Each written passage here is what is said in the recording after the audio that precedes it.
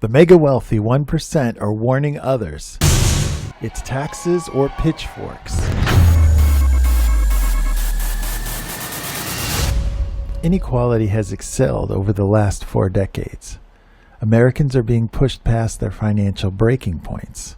It may be time to confront financial inequality and actually start taxing the wealthy. If something isn't done soon, there may be a revolt.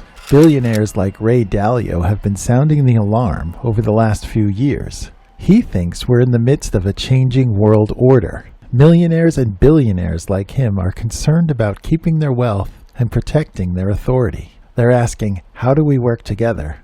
Fairness, they say, is what it's all about. But fairness is a matter of opinion, isn't it? Is it fair for one group of individuals to pay a higher tax rate than another group of individuals?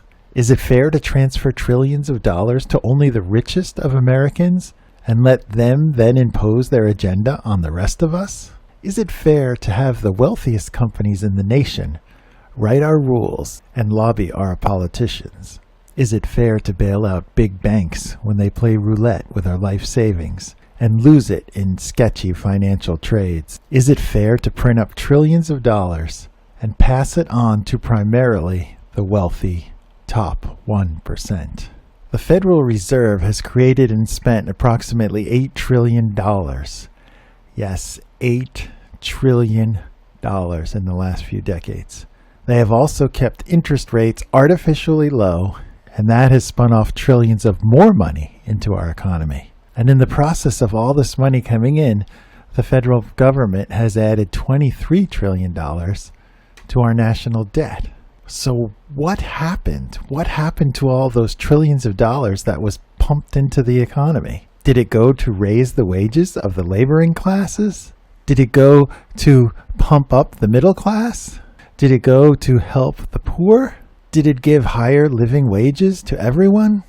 Did it wipe out student debt or improve our health care? Did it keep prescription drug costs down? No, no, no, and no.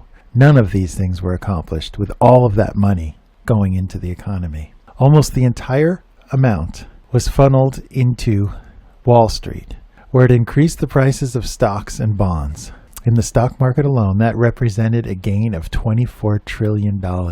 And who owns the stocks and bonds in our economy? The wealthy 1%. The ones who got richer as others got poorer.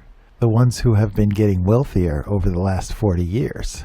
The wealthy elite who have added about 1 million in stock market wealth for every man, woman, and child in the top 10%, while the rest of society is struggling just to pay their bills.